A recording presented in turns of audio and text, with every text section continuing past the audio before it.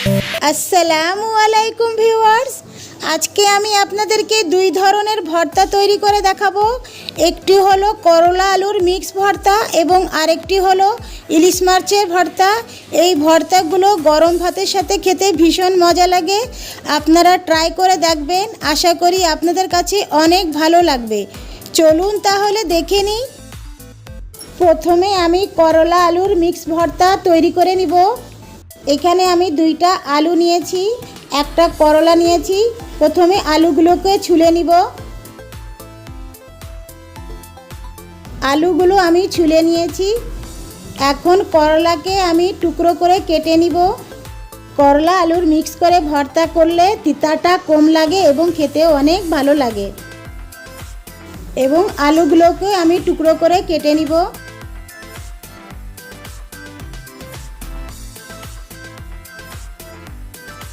এখন সবগুলো আমি কেটে নিয়েছি। এখন এগুলোকে ধুয়ে একটা পাত্রে পরিমাণ মতো পানি ও সামান্য লবণ দিয়ে ভালোভাবে সিদ্ধ করে নিব। এগুলো খুব ভালোভাবে সিদ্ধ করে নিয়েছি। এখন একটা প্যানে 1 টেবিল চামচ তেল দিয়ে শুকনা মরিচ 3টা দিয়েছি। এটাকে খুব ভালোভাবে ভেজে নিব। এটা বুটা সহ শুকনা মরিচটা ভেজে নিতে হবে, তাহলে এটা খুব মচমচা হবে। এগুলো ভাজা হয়ে গিয়েছে, এগুলোকে আমি বের করে নিচ্ছি। এখানে আমি 2 টেবিল চামচ পেঁয়াজ কুচি দিয়েছি। এটাকেও একটু তেলে হালকা ভেজে নিব। এগুলো ভাজা হয়ে গিয়েছে, এগুলোকে বের করে নিচ্ছি। এখন করলার বিচি বের করে করলা ও আলু একটা কাঁটা চামচের সাহায্যে খুব ভালোভাবে ম্যাশ করে নিব। আপনারা এটা হাত দিয়েও করতে পারবেন। এখন যে শুকনো মরিচ ভেজে রেখেছিলাম ওটা ও সামান্য একটু লবণ দিয়ে এগুলোকে আমি ভেঙে নিব। যেহেতু আমি সিদ্ধ করার সময়ও লবণ দিয়েছি, তাই সেই বুঝে লবণটা দিতে হবে।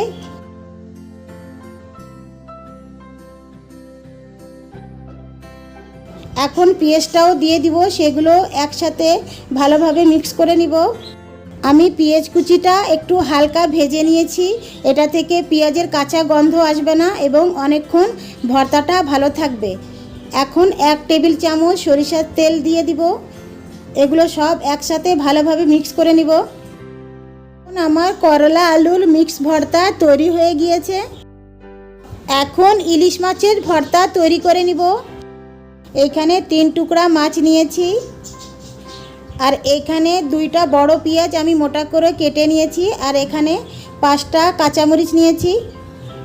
আর এখন মাছগুলোকে অল্প লবণ ও হলুদ দিয়ে ভালোভাবে মিক্স করে নিব।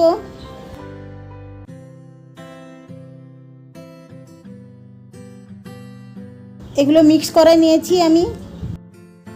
এখন একটা প্যানে পরিমাণ মতো তেল দিয়ে মাছগুলোকে খুব ভালোভাবে ভেজে নিব। মাছগুলো একটু কড়া করে ভেজে নিতে হবে। এগুলো উল্টে পাল্টে করে খুব ভালোভাবে ভেজে নিয়েছি। এগুলোকে বের করে নিচ্ছি। এখন সেই পেঁয়াজ ও কাঁচামরিচ এগুলোকে আমি একটু ভেজে নিব।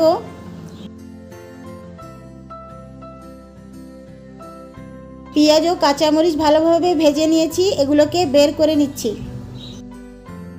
এখন মাছটা ঠান্ডা হয়ে গিয়েছে। এখন মাছের কাঁটাগুলো আমি বের করে নিব। ইলিশ মাছের কাঁটা একটু বেশি থাকে, কষ্ট করে একটু বের করে ভর্তা খেলে কিন্তু ভর্তাটা অনেক মজা হয়।